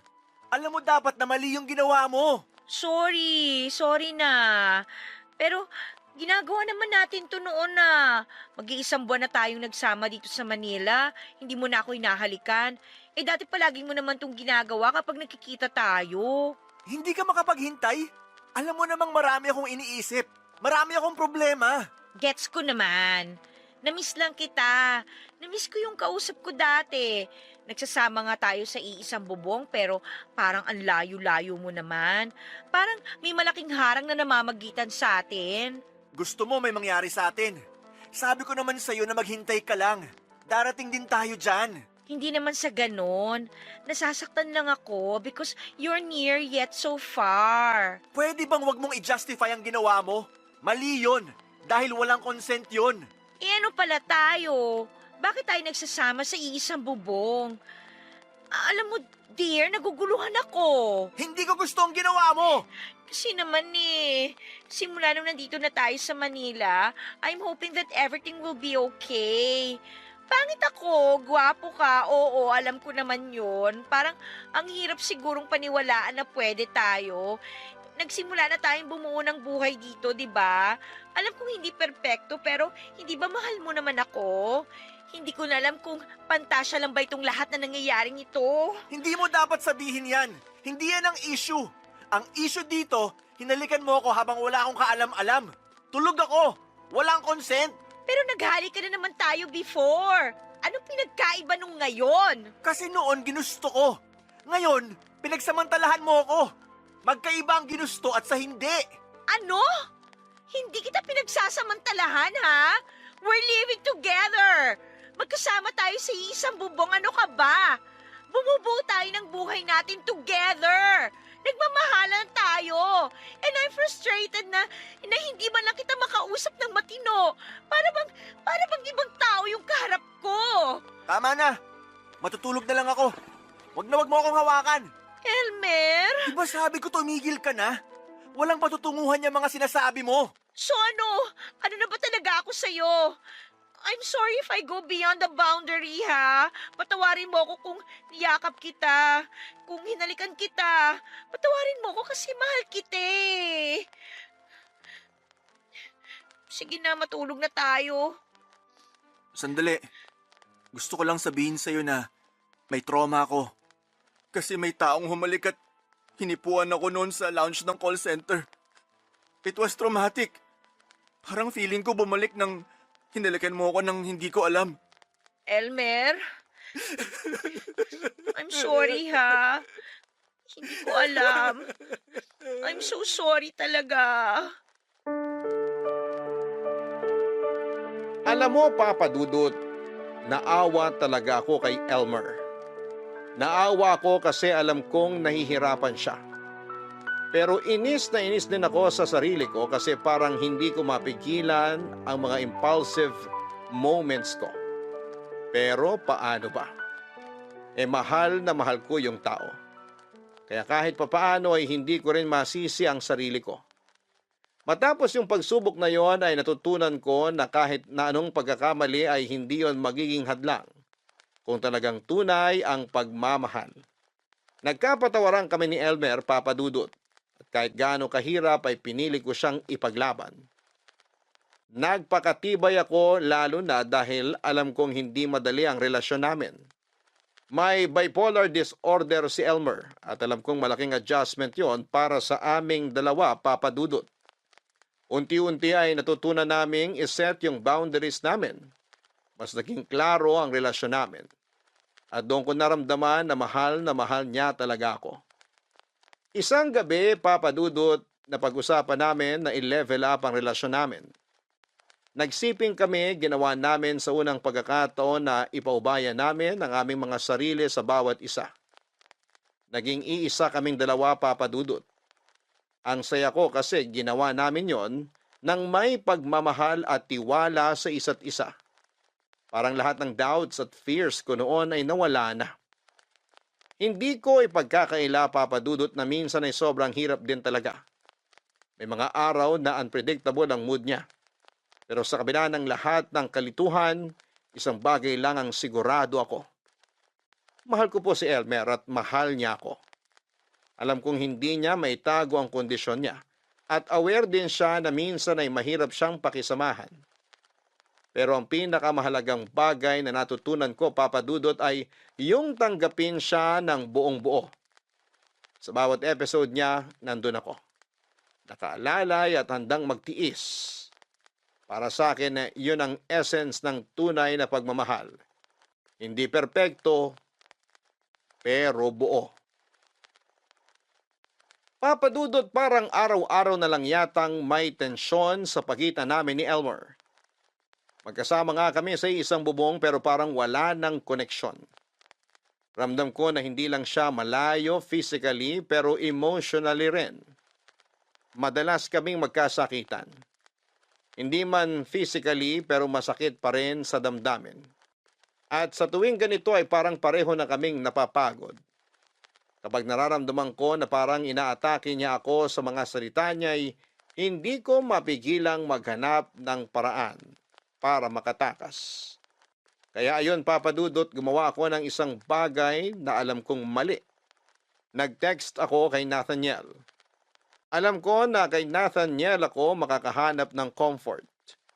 Na makakalimutan ko ang lahat ng sakit kahit saglit lang. At hindi lang yon, nagkita pa kami, Papa Dudut. Muntik na talaga akong magkamali. May pagkakataon na parang bumalik ang dati naming samahan. Yung nakaraan namin na puno ng init at tukso. His presence was tempting. Parang natatakam pa rin ako kay Nathaniel. Pero sa kabila ng lahat ng tukso, hindi ko tinuloy. Hindi ko rin maintindihan, Papa Dudut. Habang gustong-gusto ng katawan ko na magpatangay, nasa isip ko pa rin si Elmer, na kahit gaano kahirap ang sitwasyon namin ay hindi ko siya kayang pagtaksilan. Hindi ko kayang sirain ang tiwala niya, kahit na madalas na akong naguguluhan sa mga nangyayari sa relasyon namin. Kaya tumanggi ako makipagsiping kay Nathaniel, Papa Dudut. Alam kong tama iyong desisyon ko.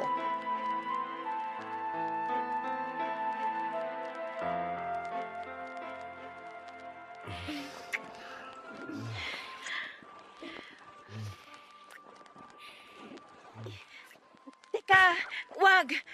Mahal, bakit? Hindi tama to, Nathaniel. Mali to. Mali. Kaya nga tayo nagkita, di ba? Dahil sabi mo miss mo na ako. Ako rin, miss na rin kita. Pero mali pa rin. Hindi ko dapat ginagawa to. Ano sinasabi mong hindi mo dapat ginawa to? Text ka ng text sa akin. Nagpapakyut ka pa sa mga chat. Tapos ngayon mali na? Ano ba tingin mo sa akin, Nika? Laruan? Nathaniel, I'm sorry. Pero nakukonsensya na ako eh. Hindi dapat ako pumunta dito. Konsensya? Huwag ka nga nagpapadikta dyan sa konsensya mo.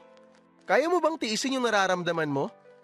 Kahit di mo aminin sa akin, kulang na kulang ka sa lambing. Ika, ibigay mo na sa sarili mo to. Alam kong gustong gusto mo rin naman to eh. No, wag! Tama na, ayoko na. Ayaw mo na? Ang bilis naman magbago ng isip mo. Ikaw ba bipolar o yung Elmer na yun? Kanina, iba sinasabi ng mga mata mo.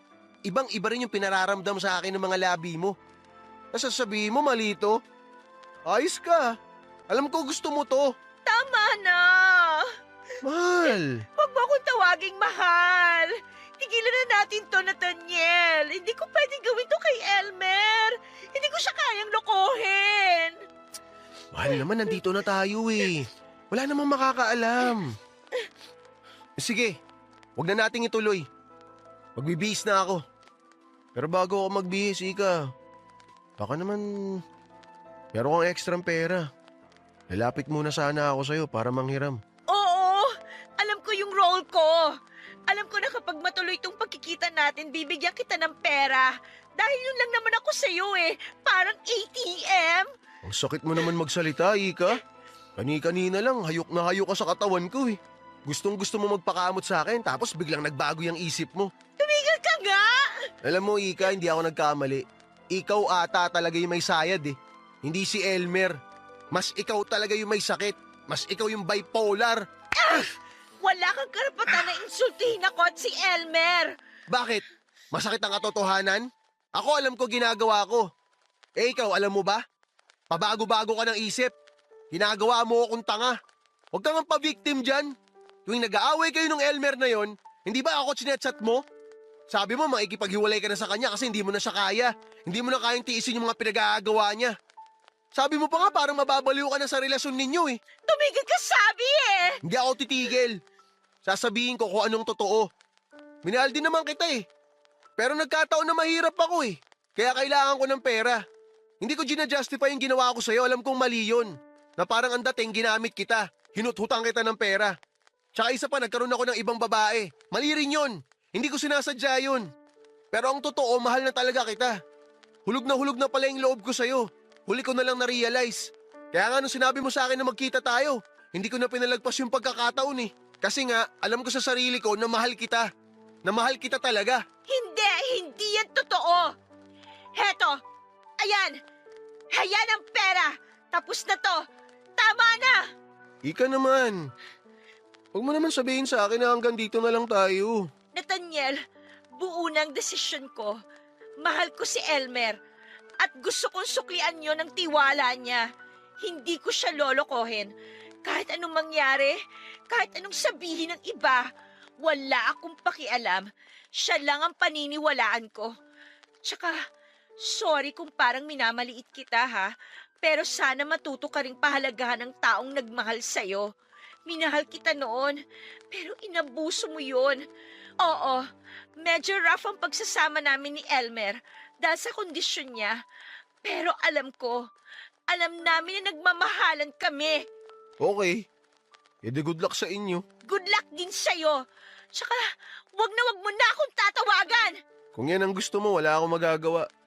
Sige, kakalimutan na kita. Pero bago matapos to, gusto kong pakinggan mo tong sasabihin ko sa'yo.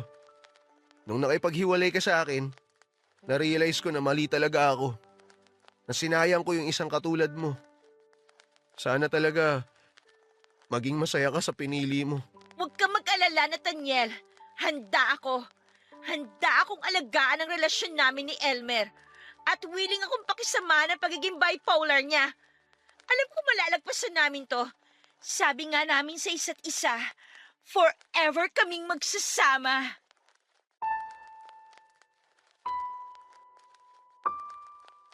Mahal ko si Elmer. Pero sa totoo lang, minsan naiisip ko, paano na ako?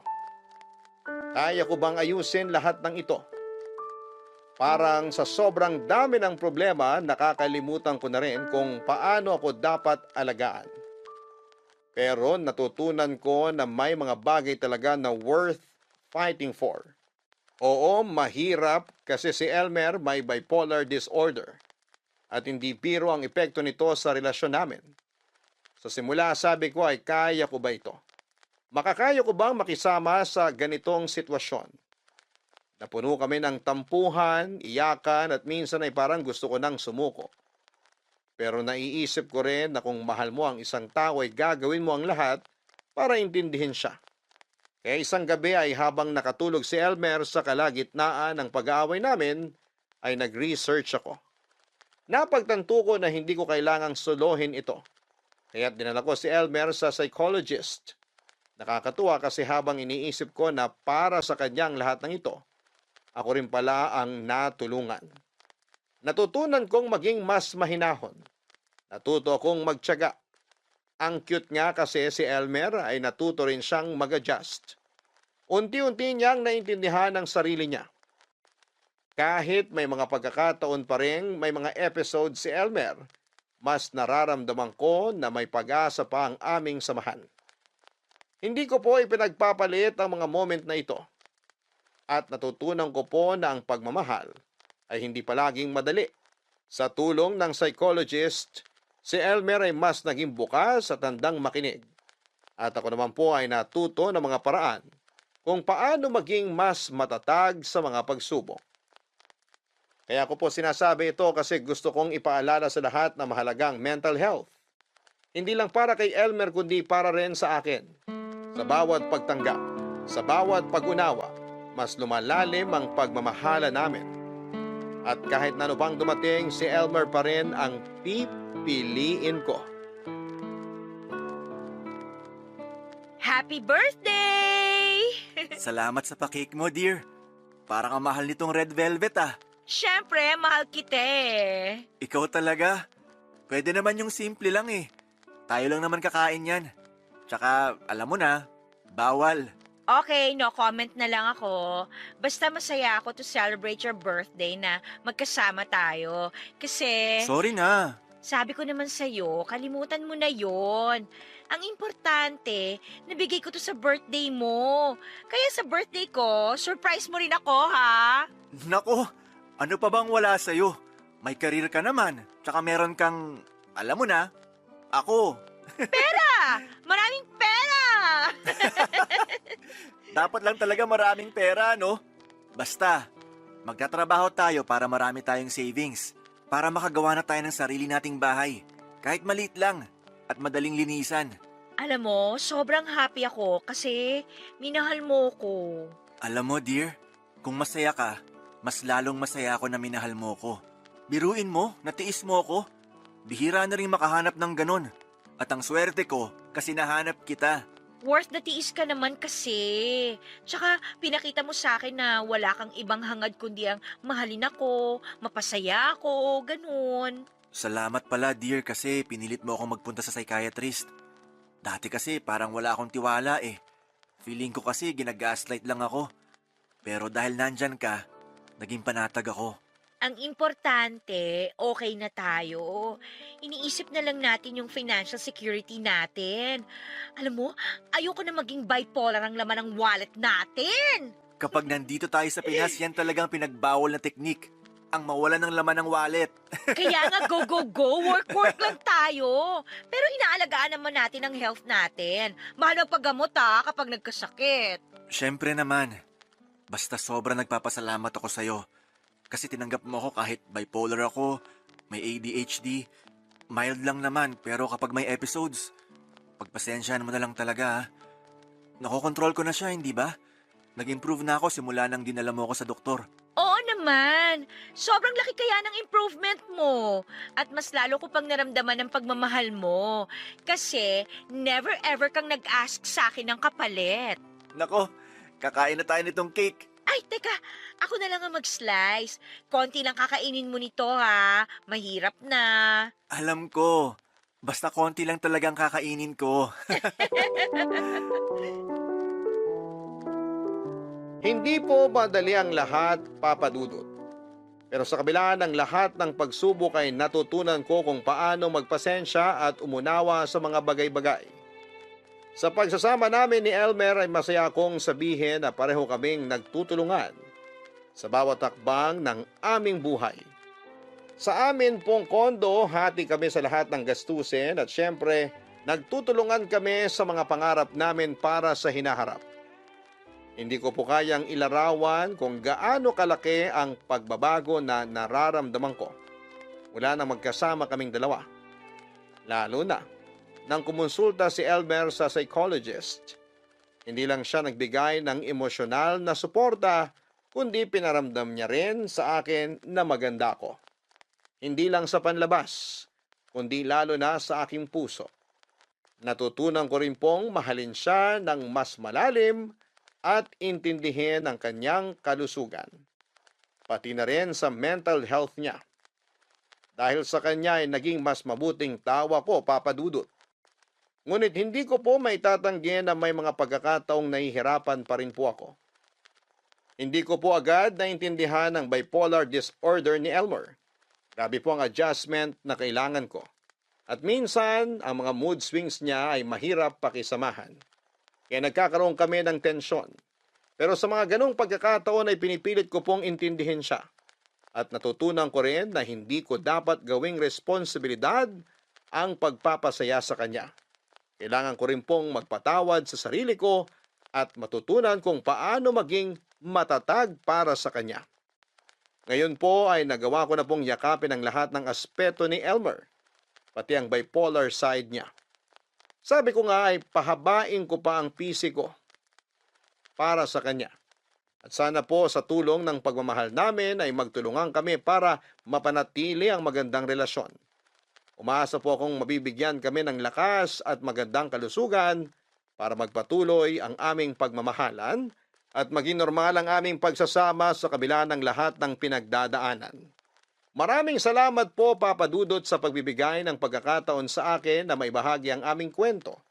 Sana po'y magbigay gabay ito sa mga taong may katulad ko na pinagdadaanan at matutunan nilang mag-intindi sa mga tulad ni Elmer. Gusto ko pong makita ng lahat na sa kabila ng mga pagsubok ay may pag-asa pa rin. Ang inyong kapuso at kabarangay forever, Ika. Sa totoo lang, ang mga taong may bipolar disorder ay hindi iba sa atin. May mga pangarap, may nararamdaman, at may mga laban din na kailangang pagdaanan. Hindi madali ang kanilang pinagdadaanan. At tulad natin, sila rin ay nangangailangan ng pagmamahal, pag-aalaga, at respeto. Hindi biro ang bawat araw na sinusuong nila, lalo na kapag ang kanilang emosyon ay mabilis magbago. Kaya't sa halip na husgahan, sana ay matutunan natin silang tanggapin at unawain. Ang mga taong may bipolar disorder ay may kakayahan ding magmahal. Tulad ng ibang relasyon, kailangan nilang matutunan kung paano maging responsable sa partner. Ang kailangan nila ay suporta, hindi panghuhusga. At ang pagkakataon na maging mabuting tao at partner. Sa bawat relasyon, mahalaga ang komunikasyon, pangunawa at pasensya. Kung may taong may bipolar disorder sa inyong buhay, tandaan na may mga pagkakataong mahirap silang kontrolin. Pero hindi ito nangangahulugang hindi sila karapat-dapat sa pagmamahal. Sa halip ay bigyan natin sila ng espasyo at pagkakataon na ipakita ang kanilang kakayahan na magtaguyod ng isang malusog at matatag na relasyon.